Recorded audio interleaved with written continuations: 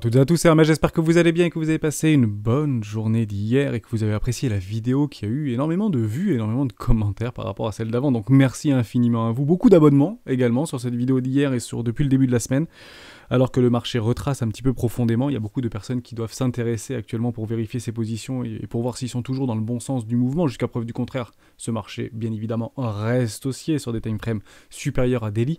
On va y revenir ensemble. On va aussi poser la question et rentrer dans le détail de où est le bon prix pour rentrer ou pas dans ce marché. Je vous ai mis une flèche ou quelques flèches devant les yeux pour vous dire que au niveau de ces flèches-là, c'est probablement un bon prix pour pouvoir rentrer sur ce Bitcoin, parce qu'à chaque fois, il y a une résonance par rapport à une situation qui peut en fait en découler. Et en réalité, chez les ronds, on ne va pas chercher forcément un prix à acheter en particulier pour essayer d'aller choper le bottom, mais on va plutôt essayer de regarder des zones de prix. Mais je trouvais cet exercice très intéressant pour le travailler un tout petit peu sur la psychologie. On commence maintenant. Mais avant de commencer, je vous invite toujours à rejoindre le Discord des héros du marché. Vous trouverez le lien dans la description. À l'intérieur, une petite documentation d'une stratégie plutôt moyen-long terme qu'on va retrouver chez les rois, qui s'appelle la stratégie des 4 rois. N'hésitez pas à la télécharger, à vous en imprégner. Google Doc d'une dizaine de pages. C'est pour vous, c'est gratuit, c'est très simple à lire et très intuitif. N'hésitez pas à vous en imprégner, à vous en inspirer pour vous aussi. Trouver votre propre style d'investissement, qu'il soit moyen, long terme ou court terme, parce qu'on utilise beaucoup les retracements de Fibonacci, et ça fonctionne très bien. Vous voyez toutes mes flèches, toutes ces flèches ont un sens en réalité, et peut-être auront un sens pour vous, par rapport à votre propre style de trading, si vous êtes plutôt trader de tendance, trader de contre-tendance, range trader, etc. On efface tout, et on va regarder à chaque fois qu'on a mis une petite flèche, où est-ce qu'on s'est retrouvé finalement. Certains d'entre vous utilisent ce qu'on appelle la MA50, c'est une très bonne zone au niveau d'un point d'achat.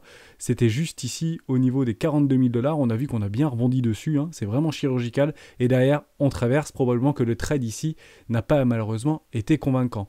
S'il y avait une confluence, vous savez, chez les ronds, on utilise beaucoup des confluences. On va tracer tout simplement une zone de Fibonacci ou un retracement de Fibonacci. On se retrouvait exactement sur les 382 qui devrait logiquement être un point d'appui pour faire ce qu'on appelle des continuations de tendance, tout simplement.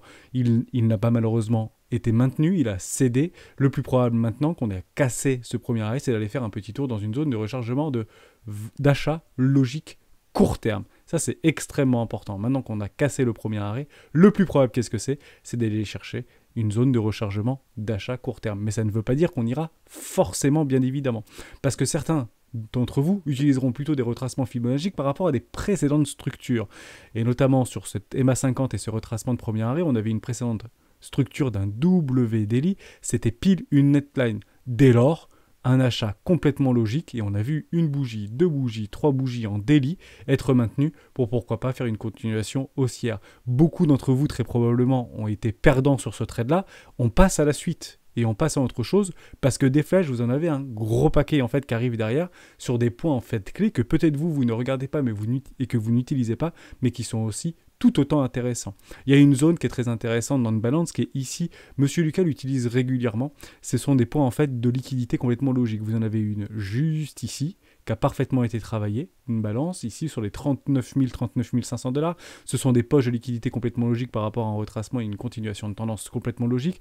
Vous en avez également une ici au niveau des poches de liquidité complètement logiques, aux 37 400 $ à peu près, donc vous pouvez remettre une flèche juste ici. Bizarrement, si on tire un Fibonacci, c'est toujours très chirurgical, vous retrouvez en fait des zones de rechargement d'achat court terme, bien évidemment.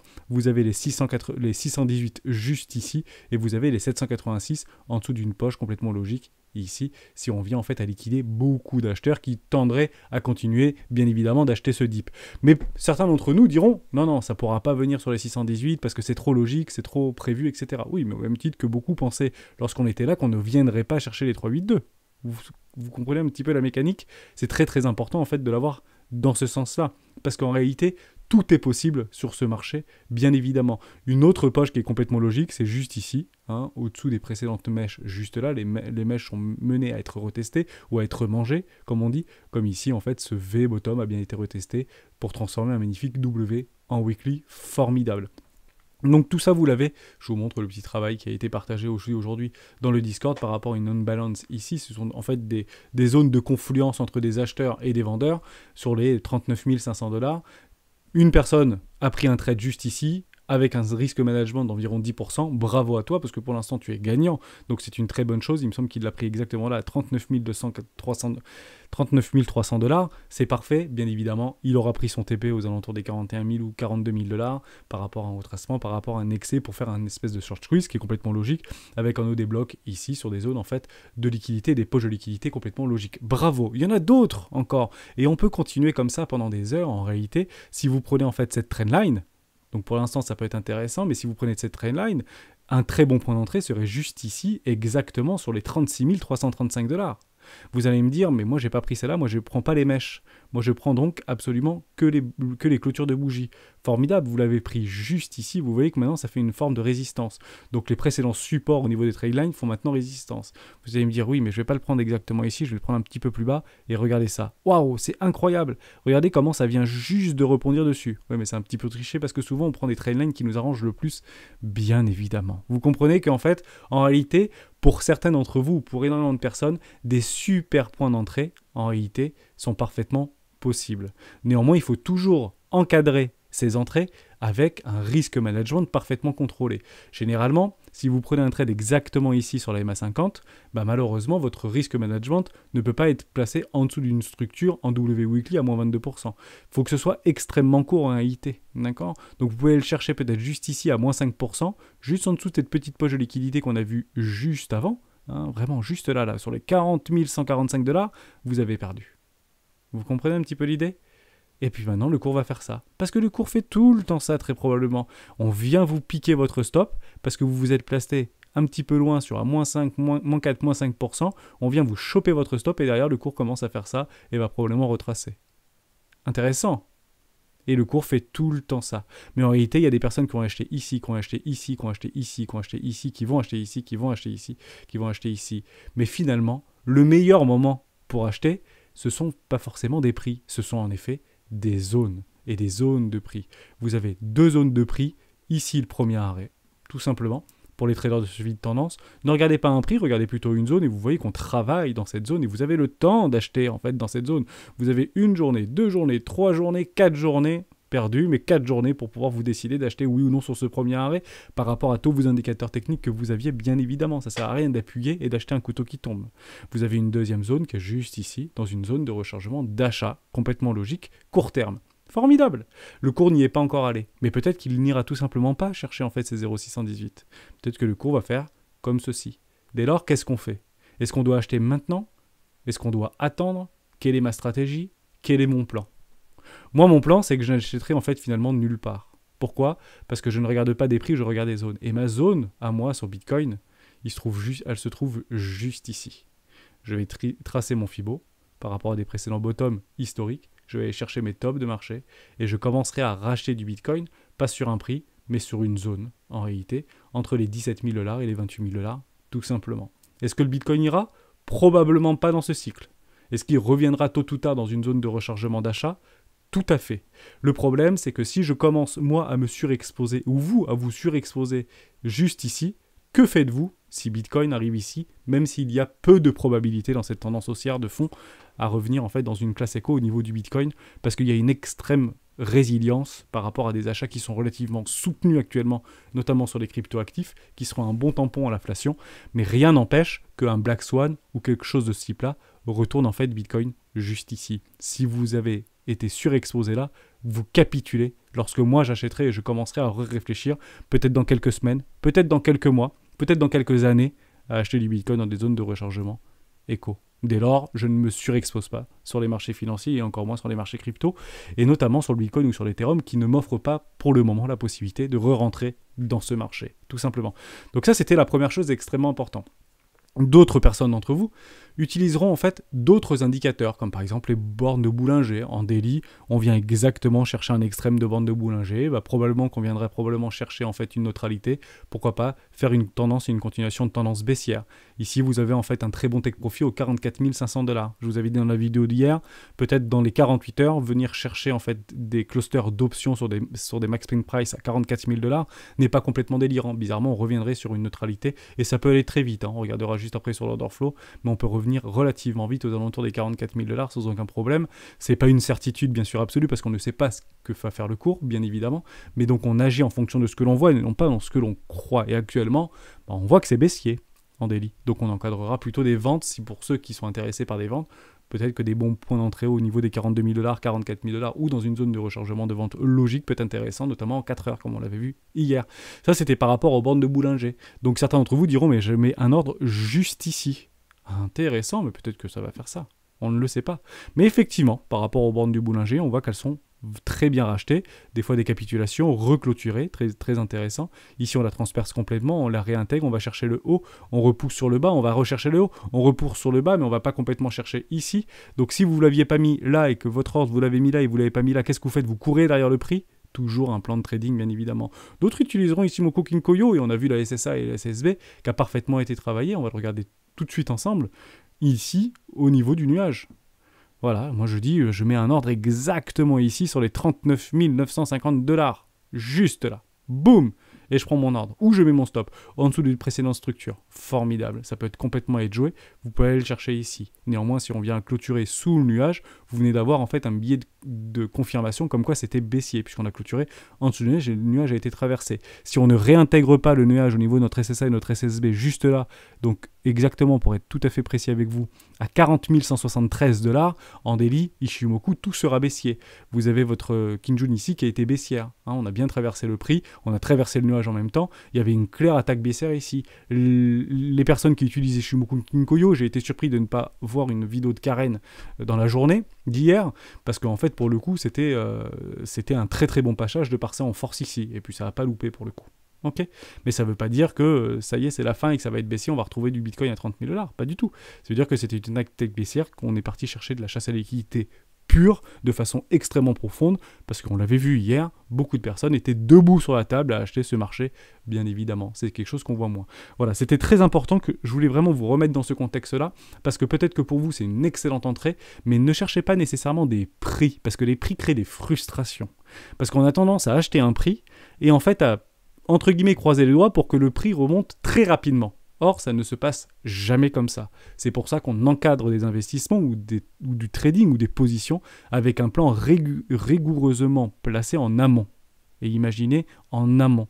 En somme, dès que vous appuyez sur le bouton achat, vous savez exactement si vous êtes trader quand est-ce que vous sortez, vous prenez vos TP, vos profits tout simplement, ou à quel moment votre stop sera tout simplement mangé et vous perdrez votre position. On ne fait bien évidemment jamais all-in et on n'utilise pas de levier, ou dans une minorité des cas bien évidemment, tout ce qui est levier x10, x50, etc. Malheureusement c'est un peu casino, donc il faut faire très attention, et le marché se fait un réel plaisir d'aller chercher vos poches de liquidité. L'objectif c'est de durer et de survivre sur le marché sur le plus ou moins long terme, bien évidemment. Donc ça, je trouvais ça intéressant peut-être de le rappeler, puisqu'en fait, il n'y a pas un prix à acheter en particulier, et les bottoms de marché, ce n'est pas nous, entre guillemets, qui les mettons, ce sont les whales qui les mettent. Et là, on peut éventuellement voir qu'on avait un très beau, entre guillemets, support au niveau de notre volume profile. Et on l'avait vu, en fait, dans la vidéo d'hier par rapport à Trading Light, où il y avait énormément d'ordres qui ont été fill, juste ici. Et je lui ai dit, oui, probablement qu'on vienne chercher près de 40 000 $ et qu'on commence à rebondir. Bon, on est allé un petit peu plus profondément, on est quasiment allé sur les 38 000 $. Bon, on avait perdu quand même 8 000 $ depuis les 48. J'ai envie de vous dire, on n'est plus à 1 000 $ près, mais ça peut être très douloureux pour une grande majorité d'entre nous qui se sont surexposés sur ces marchés. Je peux l'imaginer, je peux le comprendre. D'où cette obligation de toujours garder beaucoup de cash, notamment quand on est en dehors de zones de rechargement long terme sur le total market et sur le Bitcoin comme l'Ethereum. Gardez au minimum aujourd'hui, si vous n'avez pas 50% de cash sur votre échangeur, vous êtes surexposé en réalité. Alors que ce sont des excellentes zones pour pouvoir investir sur ce marché sans aucune mesure. C'est très intéressant d'acheter sur un bas de range, parce que jusqu'à preuve du contraire, on est bien sur un major range. On le répète très régulièrement dans les vidéos, mais pour la con, on a un canal ici haussier, un canal ascendant. Pour le coup, c'est ici qu'il faut acheter. Si vous n'achetez pas ici et que vous êtes entre guillemets trader, bah pour le coup, je ne sais pas où est-ce que vous pouvez encadrer des achats. C'est une excellente zone. Pas un prix, une zone en réalité. D'accord ? Donc ne vous exposez pas trop, parce que probablement qu'on viendra en cas de, entre guillemets, de capitulation, qui n'est pas du tout à exclure, une mèche sous les 28 000 $, et là la majorité, et la très grosse majorité des personnes, switchent complètement psychologiquement. C'est très très important de le dire. On peut l'avoir notre capitulation. Elle n'est pas à exclure. Peu probable, mais pas à exclure bien évidemment. En somme, vous avez 60% de chances qu'elle n'arrive pas à cette capitulation. 60%, c'est quand même pas mal. Si vous allez au casino pendant 20 ans d'affilée, si vous avez 60% de chances de gagner sur le long terme, on irait souvent au casino. D'accord ? Tout simplement. Ça, c'était super important. On continue avec des choses encore plus importantes. Il y a quelqu'un qui voulait qu'on parle de Doga. Doga qui est un NFT, c'est Tom P qui voulait qu'on en parle, mais avec grand plaisir. Et je vais refaire en fait, toujours dans cette même idée de psychologie, par rapport à moi ce que je pense des NFT, et qu'est-ce que je pense en fait de ces tokens de gouvernance par rapport à des NFT. Donc c'est Doga, on va venir ensemble. Je ne sais pas si on va le trouver juste ici. Doga. USD. Si, il y est sur Getio ou Coinbase, non.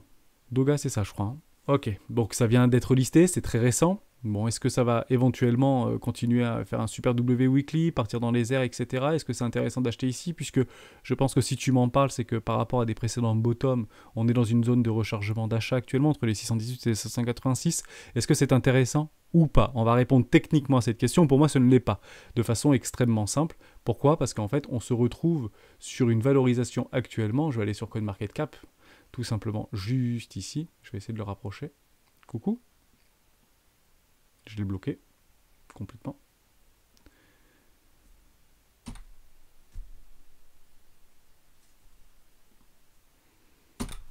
Voilà, je suis revenu, j'ai eu un petit souci au niveau du téléchargement, ça a planté.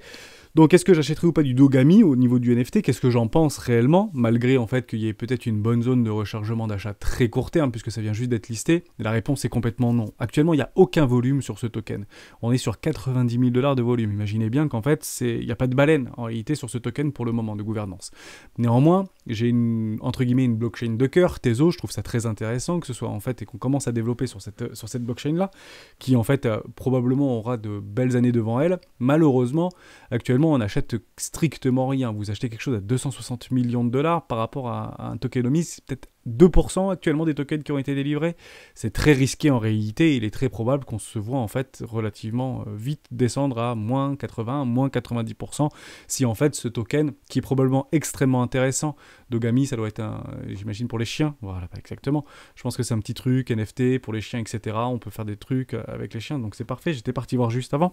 Et ça m'a donné en fait une idée de transition par rapport à des jeux qu'on peut avoir sur une effervescence d'un phénomène, sur des NFT, sur des jeux, sur du play to earn, etc., qui est en train d'émerger. Alors, vous allez en voir en fait des centaines, voire peut-être des milliers, des choses comme ça qui vont apparaître. Et est-ce que c'est oui ou non intéressant d'acheter tous les tokens qui vont arriver sur du NFT, sur des tokenomics de gouvernance comme Axie Infinité, ou acheter les petites pommes, ou acheter les petits raisins, ou les petits bois, ou les métaux précieux, j'en sais rien, on peut imaginer. En fait, tout ce qu'on veut comme tokenomics, puisque l'intégralité de ces tokens, généralement, sont préminés sur ces jeux, entre guillemets, play to earn, ou ces NFT.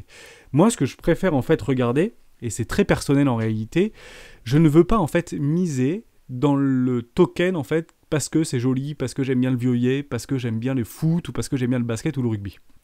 En réalité, je vais plutôt chercher qui est derrière en fait ce truc-là, sur quelle blockchain repose ce projet-là, et en fait on se rend compte par exemple pour Dog que c'est Tezos. Et bien si ce truc-là vous intéresse, moi je préfère investir dans Tezos en réalité. Parce que si ce trip de token peut bien performer, quitte à le louper en réalité, mais qui repose sur la blockchain Tezos, et qui derrière en fait propose de très bons rendements, je pense que par ruissellement, la blockchain en elle-même va en fait performer et surperformer peut-être d'autres blockchains ou d'autres tokens dans lesquels je pourrais investir.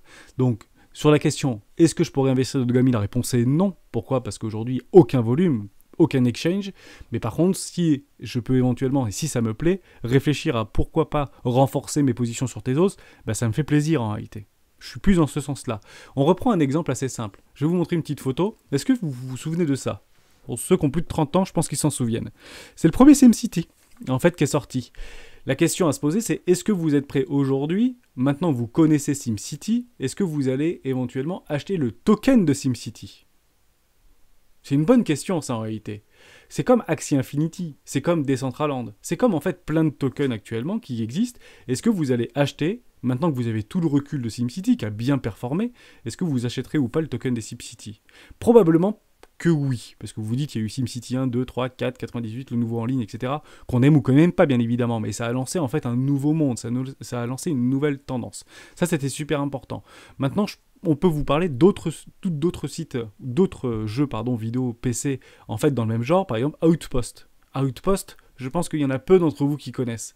Parce qu'il y a eu un 1 et le deuxième a complètement en fait été entre guillemets invendu, etc. Ça a été un échec commercial sans précédent. Est-ce que vous vous rappelez en fait, quand on parle de blockchain, par exemple là, si j'étais parti sur Dogami, je préfère Tezos. Et là, si vous parlez SteamFici, est-ce que vous irez en fait miser ou pas sur entre guillemets le support ou la société même en fait de SimCity? La société même de SimCity, c'est Atari. C'est Atari en fait qui l'avait lancé. Est-ce qu'aujourd'hui, c'est ou pas intéressant d'investir dans SimCity? C'est une bonne question en réalité. On va aller encore plus loin. Est-ce que en fait vous serez prêt à parier sur la société mère qui en fait propose et met à disposition ce type de jeu, qui n'est ni Atari ni le jeu en lui-même, mais Microsoft? Et en fait, elle est là la réflexion à avoir. Je suis pas prêt en fait, peut-être probablement pas à investir sur un token de SimCity ou un token de Dogi ou un token de Sorare ou un token de ce que vous voulez. Mais par contre, je suis prêt à aller chercher, si ça me hype, d'aller chercher au plus profond en fait de la conception pour dire mais sur quoi ça repose. Et si on prend en fait tout l'univers PC, vidéoludique, etc., en réalité, la base même de ce genre en fait de révolution, c'est Microsoft. Si vous aviez acheté de l'action Microsoft dans les années 90, aujourd'hui, vous serez très content. Je vous pose la même question. Est-ce que si vous aviez acheté ou pas des actions Atari en 1990, ou quand ça avait été possible, est-ce qu'aujourd'hui vous serez content? On peut le regarder ensemble en fait relativement facilement. Juste ici, on va mettre Atari. Atari, que j'aime beaucoup d'ailleurs, hein. Il n'y a aucun problème avec ça. Hein. C'est une petite société française, très sympa. On va se mettre en mensuel et on va regarder ça ensemble. En réalité, on n'aurait pas été content. Voilà. Le truc s'est complètement effondré. Par contre, si on met Microsoft, c'est juste pour avoir une mécanique. Hein. Je dis pas que c'est bien ou pas bien. Je dis juste en fait au niveau de la mécanique, je préfère en fait parier sur des gros projets, sur des grosses blockchains comme Ethereum, parce que peut-être qu'en fait le prochain Microsoft c'est Ethereum en réalité. C'est ça qu'il faut se poser comme question. Je pense pas que le prochain Microsoft ce soit Atari. Je pense pas que le prochain Microsoft ce soit Dogami. Même si c'est sympa, même si c'est sexy. Je pense pas que ce soit Axie Infinity, je pense pas que ce soit Illuvium, je pense pas que ce soit tout ça. Mais je pense que ce qui est derrière Illuvium, ce qui est derrière Sorare avec les cartes PSG, Barça, etc., en réalité c'est Ethereum qui est derrière. Et c'est plutôt, en fait, sur ce type de projet-là, qui a une forte résilience, malgré qu'il soit énormément capitalisé, qu'il faut peut-être plus, en fait, accorder l'intention et accorder l'énergie au niveau de la recherche, au niveau des fondamentaux, etc. Parce que même aujourd'hui, c'est très difficile d'expliquer ce qu'est la blockchain, c'est très difficile d'expliquer ce qu'est Bitcoin, et c'est très difficile d'expliquer ce qu'est Ethereum. Vous comprenez un petit peu l'idée? Et on fait exactement le même travail avec Sorare, parce que honnêtement, vous êtes très nombreux à me poser ces questions-là sur PSG, etc. Si on prend Sorare, qui est l'entreprise française, je trouve ça intéressant, il n'y a aucun problème avec ça, mais vous avez en fait historiquement autre chose, en fait, qui était dans Sorare, etc. Et en fait, c'est Panini. Panini, vous devez peut-être connaître Panini, la société Panini, qui proposait des cartes. Alors bien évidemment, après, ils n'ont pas fait que des cartes de foot, ils ont fait plein d'autres choses, ils ont fait beaucoup de partenariats avec Star Wars, avec Nintendo, avec qui vous voulez. Hein. C'est devenu une institution aujourd'hui Panini, mais est-ce que ça marche encore? Et est-ce que, pourquoi pas, c'est intéressant ou pas de s'intéresser, oui ou non, à Chiliz, qui est le token de gouvernance de Socios, par exemple, Socio, ou de Sorare, qui n'a pas de jeton de gouvernance, mais qui est plutôt un NFT. Qui est basé sur la blockchain Ethereum, toujours en amont, on revient en fait sur cette forme de résilience. Je pense que ça peut être intéressant, parce que l'année prochaine, il y a le mondial au Qatar.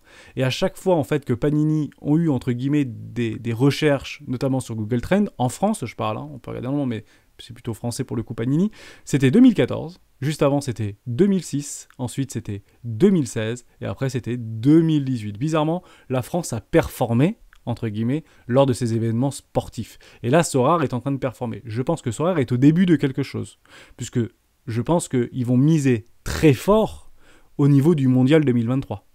Ça, c'est super important, parce que lors du Mondial 2018, il n'existait pas. C'est intéressant, lors de l'Euro 2020, donc, qui s'est passé en 2021, ils venaient juste de montrer le bout de son nez et ça avait déjà explosé. Ils ont levé plus d'un demi-milliard de dollars. Très intéressant. Je pense que là, ils vont mettre all-in, entre guillemets, d'un point de vue marketing, d'un point de vue communication, d'un point de vue tout ce que vous voulez, au même titre que Chiliz, parce que Chiliz a aux Socios, avec Messi, avec 140 clubs, etc.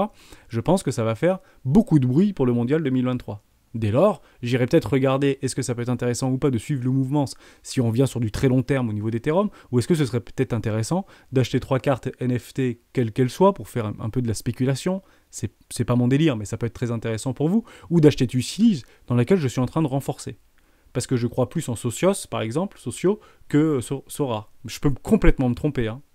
Mais pour la cause, je suis plus attaché à ça parce que jetons de gouvernance, parce que beaucoup plus de clubs, parce que éventuellement Chiliz peut éventuellement m'intéresser, parce que bien retourne dans une zone de rechargement d'achat long terme. Je voulais vraiment faire ce travail avec vous, je trouvais ça très intéressant de le faire.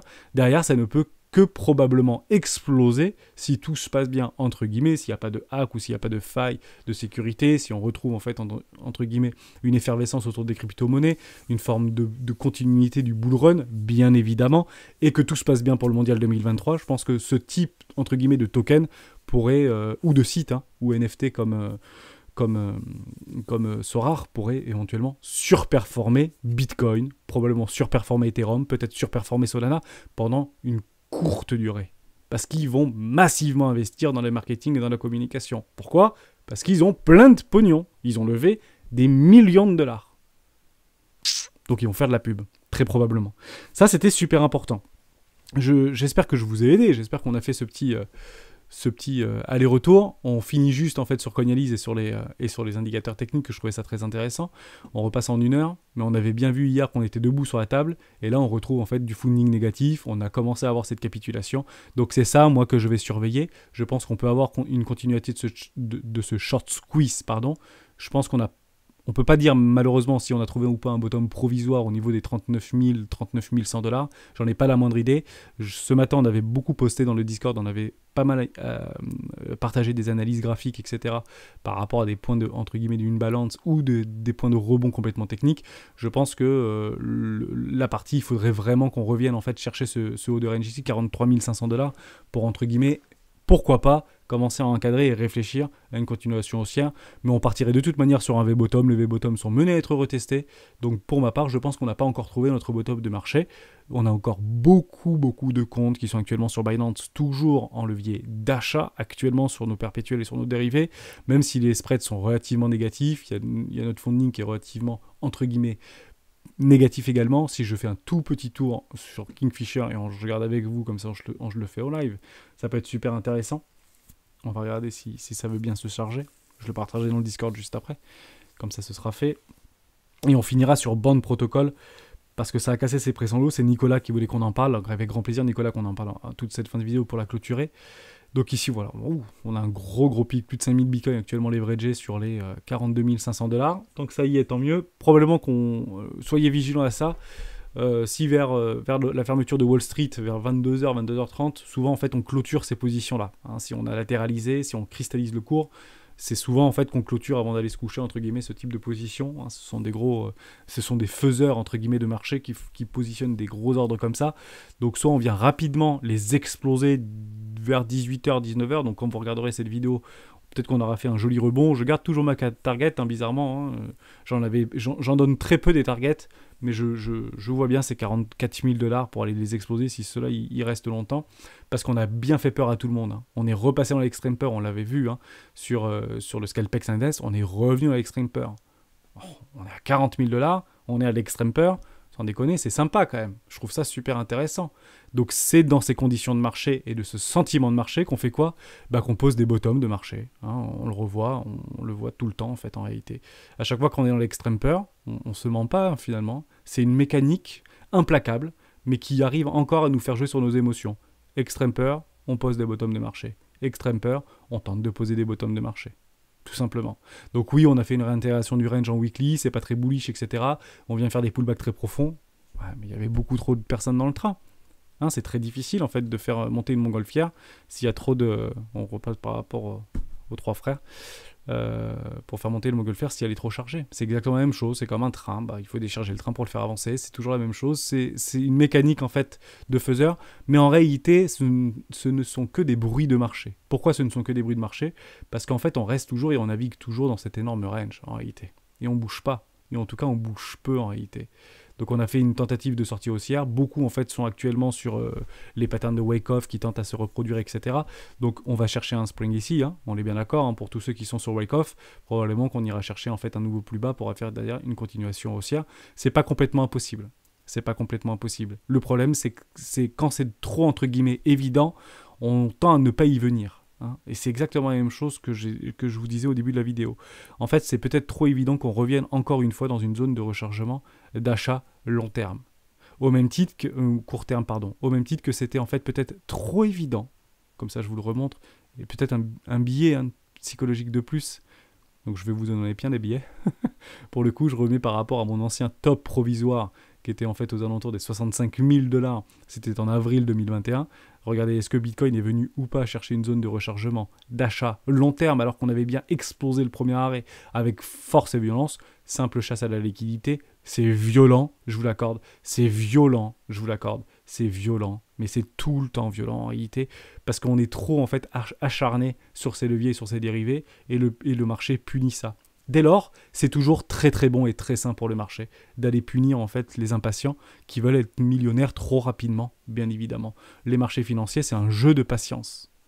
Si on peut éventuellement l'appeler ça un jeu, parce que pour beaucoup d'entre nous, ce n'est pas un jeu, bien évidemment. On finira sur Bond Protocol, je vous l'avais dit. On y va tout de suite. Voilà pour ça. Toujours un peu de psychologie, je trouve ça intéressant de faire ces allers-retours. C'est vraiment ce qui me plaît en fait dans la mécanique. Bond Protocol, est-ce qu'il y est Hermès, il y est, mais Hermès, il avait pris... il avait fait le Warrior un peu là, hein. Hermès, toujours dans une zone de rechargement, il avait acheté la capitulation, en fait, j'avais acheté en fait cet énorme break ici. Ah oui, mais je suis en mensuel, je me suis dit, j'ai acheté un truc pareil moi. Oui, on avait acheté ce magnifique break, j'avais peut-être acheté un petit pullback ici. Bon, investissement, toujours en jaune éco, je me suis fait rincer la tronche, bien évidemment. Mais ça arrive, hein, souvent. Hein. Ici, investissement 2. Oui, comme on était passé de blanc à entre guillemets, foncé, bah, j'ai plus trop mes repères. Donc, première classe actuellement. Est-ce que je peux acheter ici alors qu'on a bien cassé mes pressants holo ? Oui. Honnêtement, vous êtes dans une première classe. C'est toujours très psychologique. Si on prend les patterns de wake-off, vous en avez une jolie là, de patterns de wake-off avec un spring ici pour derrière faire probablement une continuation haussière méga in the moon, quoi. Donc pour l'instant, je suis très heureux de voir en réalité des achats juste ici dans une première classe. On est venu chercher des postes de liquidité énormes et je vous fais juste en fait le parallèle. On va pas y rester trop longtemps parce que je pense qu'on l'avait déjà abordé il y a quelques temps. C'est un oracle de Polkadot, me semble-t-il. Oui, hop, je le remets ici. Formidable, 200 millions de market cap. Peut-être moins, peut-être plus maintenant. J'aime beaucoup cette blockchain. Et je vous avais montré en fait que ça me fait beaucoup penser en fait à Ethereum dans le passé. On y va pour ceux qui viennent de rejoindre la chaîne. Et bienvenue à vous, bien évidemment. On fait des vidéos quotidiennes hein, sur les marchés financiers, notamment crypto. Donc derrière, c'est exactement ça que je vois, moi, en réalité, sur Bond Protocol et sur, pour le coup, plein de crypto actifs. Reprenez-le. Ça crée quelques billets, encore une fois. On aime bien en créer, c'est toujours sympa. On revient sur Bond Protocol. Malgré qu'il peut y avoir des FUD, etc., hein, on se le coupe jamais, on se l'exclut jamais, mais c'est exactement ce que je vois, je me mets en weekly, pour le coup, ça ne veut pas dire que ça va se reproduire, mais en réalité, quand on dit c'est pas sûr que ça se reproduise, on s'aperçoit que ce n'est jamais différent. Pour le coup, on peut pas vraiment faire mieux là, on peut pas vraiment faire mieux l'histoire, hein. C'est exactement ça. Derrière, vous vous rappelez où est-ce que c'est parti au niveau d'Ethereum. Alors bien évidemment, Ethereum continuera probablement sa hausse, hein, si le marché reste en berne. Le marché reste en berne. Mais si on prend... on avait parlé de KNC tout à l'heure. Hop, Kyber. Bon, bah, il fait sa petite life, lui. Hein. On a pris l'exit 50, là. Donc, ok, c'est intéressant. Je reviens pas souvent, mais ça avait sonné. Hop, j'ai pris mon profit ici. 50%, ok, bon, KNC, il veut faire sa petite vie, tout le monde est en train de se péter la tronche, bah, lui il fait son petit retracement tranquillement, mais il n'est pas revenu ici, hein. Et s'il revient ici, bah pourquoi pas, pump and dump, et bah on ira en racheter ici, puisqu'on a pris le take profit juste là. Formidable l'histoire. Et puis s'il veut pas, bah, il part à 1,618, $8, on reprendra un massif profit, on reprendra aussi à 12$ un massif profit, et fin de cycle pour moi sur KNC, c'est 16$. Est-ce qu'on achète maintenant ? Non, c'est trop tard, on peut plus acheter ici. C'est ceux qui ont acheté ici sur un investissement 1 dans une zone éco. Le problème, c'est que vous êtes en train de voir ça. Vous voyez, on le remet hein, juste après. Hop, je le remets exactement comme ça. Hein. Regardez ça, à quel point c'est beau. Vous avez deux possibilités. Soit ça peut faire ça, et on vient écraser, et on continue, et puis là, il faut être patient. Dès lors, on en parlait au début de la vidéo, garder du cash, bien évidemment. Deuxième possibilité, ce qu'on est en train de voir ici, c'est ça. Et derrière, ben en fait, on va tout simplement... Hop, on est un peu plus profondément sur Bond Protocol. Ch'touk ! Prenez vite vos profits, vos 110%, on ne sait jamais de quoi est fait l'avenir. Puis après, derrière, vous profitez du voyage, tout simplement. Je ne peux pas être plus précis que ça. J'espère que je vous aide, j'espère que j'arrive à vous gommer quelques biais psychologiques, j'espère que ces allers-retours sur ce qui s'était passé dans les années 90, etc., avec Microsoft, Ethereum, etc., moi je pense vraiment que les prochaines GAFAM, c'est du Ethereum, c'est du C'est du Solana, c'est du Ripple, c'est du tout ce que vous voulez. Hein. Pour le coup, je pense qu'il y a quelque chose qui va se passer dans les 15-20 prochaines années. Et si vous regardez, entre guillemets, l'introduction en bourse de Google, 2004, bon, ça fait 18 ans maintenant, l'introduction en bourse, créée en 98. Oh, je me dis que c'est pas trop délirant, dans 15 ans, Bitcoin, $1 million et tout va bien. La seule problématique qu'on a actuellement, c'est qu'on vient de passer en fait de $48 000 à $40 000 et qu'on est en train de baliser, on est en train de capituler. C'est ça la réalité. Alors que quand on le voit en macro, je vous fais ça, j'aime bien en fait faire des allers-retours. Mais très honnêtement, Microsoft, pardon. Voilà, Microsoft Corporation. On va aller un petit peu dans l'idée, hein. On retourne en arrière, on retourne en arrière, on retourne en arrière. Je vais me passer en mensuel. Ce sera peut-être moins visible, mais techniquement, hop, voilà. On va se faire ça. On va le grossir. Hop. Bon. Alors, est-ce qu'on est revenu ou pas dans une zone de rechargement 87? Honnêtement, ici, je pense qu'en déjà, juste là, Microsoft était une bulle, une pattern donc de distribution, bien évidemment. Vous avez beaucoup de cryptos qui sont comme ça en réalité. Mais 87, 90, ça a pris 3 ans. Beaucoup de cryptos, en fait, sont nés en 2018-2019. En fait, juste après l'émergence entre guillemets de Bitcoin et le gros bull run de Bitcoin 2017, jusqu'en 2017, de 2015 à 2017. Donc en fait, vous avez beaucoup de patterns et beaucoup de choses qui ressemblent à ça en fait sur nos cryptoactifs. C'est juste dithyrambique, quoi. C'est incroyable de voir ça. Mais en réalité, ce sont les mêmes personnes, ce sont les mêmes faiseurs, entre guillemets, ces énormes baleines qui font le marché depuis les 70 dernières années. Ok ? Bon, bah derrière, c'est parti très très fort. Est-ce qu'on est revenu ou pas dans une zone de rechargement, d'achat ou pas, sur notre ami Microsoft ? On va regarder ça, on va pas se mentir. Ce serait marrant de voir qu'on n'y est jamais retourné. Il semblerait que nous n'y sommes jamais retournés. Oh, que si. Voilà. Ah, il a connu son bear market, Microsoft, décidément. Donc bien évidemment, on va dire que Bitcoin était là. Et après, derrière, 2017, Bitcoin. Ici, 2019, quoi, 2020. Crack Covid, probablement ça. Est-ce que c'est revenu ou pas dans une zone de rechargement d'achat? Évidemment. Évidemment, entre les 618 et les 786, on continue. Est-ce qu'on est revenu ou pas après dans une zone... Non, on n'est plus jamais revenu. On était revenu. Une fois. Aujourd'hui, vous vous dites, Microsoft ne reviendra jamais dans une zone de rechargement d'achat. Je sais pas. C'est une excellente question. Peut-être qu'ici, c'est Bitcoin en 2013 ou en 2012, rappelez-vous, pour ceux qui avaient regardé la vidéo de la semaine dernière. Et puis là, c'est peut-être Bitcoin 2017 sur Microsoft. Nouveau paradigme. Reprenez la télévision, nouveau paradigme. Derrière, bah, peut-être qu'on va commencer à structurer des choses comme ça et puis retourner tout doucement dans une zone de rechargement, de vente logique. Pénible à chaque fois que je fais ça. Voilà. Zone de rechargement de vente logique. Et puis derrière, repartir Microsoft, $1000. Je sais pas, 10 000 milliards de dollars. Pourquoi pas? Ça viendra. Hein. Personne ne croyait à des entreprises à 1000 milliards de dollars. Aujourd'hui, Google ou Apple, c'est 3000 milliards. Donc pour le coup, je suis pas complètement délirant de voir ça dans une forme de récession. On en parle de plus en plus à la télévision. Soyez patients. Mais prendre des profits en réalité ici, sur des zones, on se le fait ensemble par rapport à une extension de Fibonacci si vous le voulez. Je ne l'ai pas fait ou je l'ai fait il y a très longtemps ça. Pour le coup, on va regarder. Où est-ce qu'on en est? Je pense qu'on a explosé les 3,62, non? C'est impressionnant l'histoire. Donc moi, j'aurais pris des massifs profits ici, en réalité. Ouais, pour moi, c'est... Et là, on parle de 30 ans, hein, on parle de même plus de 30 ans, hein. Donc, vous voyez, hein, ces extensions de Fibonacci, quand on les trace, ça nous fait sourire un peu sur nos tokens. Ça nous fait un peu sourire. Mais honnêtement, je pense qu'il y a beaucoup de nos tokens qui aujourd'hui sont dans le top 30 des cryptoactifs qui ressembleront très probablement à ce type de choses dans les 10 prochaines années. Pourquoi? Parce que ça va aujourd'hui 3 fois plus vite.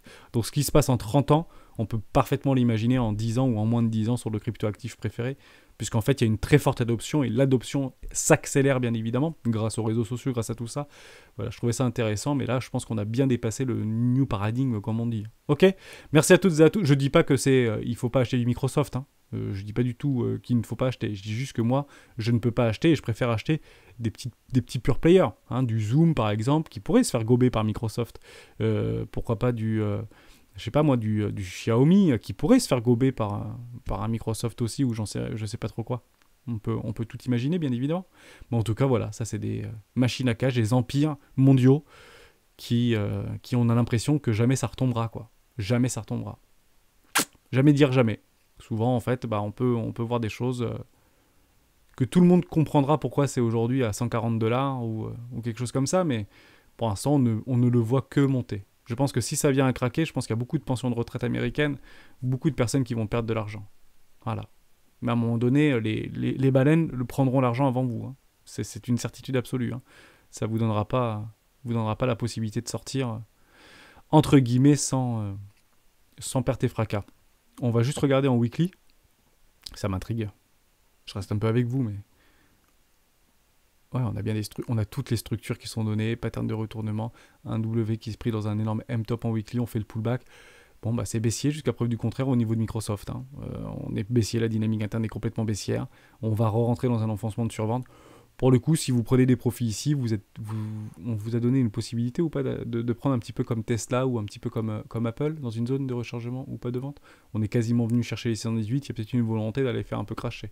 Je pense qu'il y a des gens qui sont en train de prendre des profits, donc toujours pareil, allégez vos bagues hein, si vous êtes arrivé un petit peu sur Microsoft il y a quelques années en fond de portefeuille et que vous avez déjà pris des profits.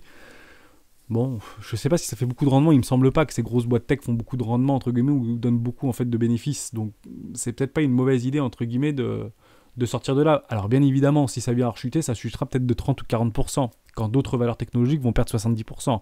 C'est pareil que chez Bitcoin ou Ethereum. On voit qu'Ethereum perd 10% et que nos cryptoactifs en perdent 25 ou 27. Mais ça c'est partout pareil en réalité. C'est toujours la même chose. Hein. Il n'y a pas de différence. Mais voilà, pensez à ça, en tout cas, parce que aujourd'hui, et je l'avais déjà répété de nombreuses fois dans les vidéos d'héros du Bitcoin, si vous prenez les GAFAM, ce sont aujourd'hui des nouveaux paradigmes. Reprenez la documentation des rois du Bitcoin au niveau de la petite stratégie, et vous avez en fait tout le cycle psychologique des marchés financiers, et généralement, les nouveaux paradigmes ne font pas long feu. Malgré tout, le marché peut rester plus longtemps irrationnel que vous ne pouvez rester solvable, bien évidemment. Merci à toutes et à tous d'avoir suivi cette vidéo jusqu'au bout. On se retrouve demain pour une vidéo des rois du Bitcoin. Ciao.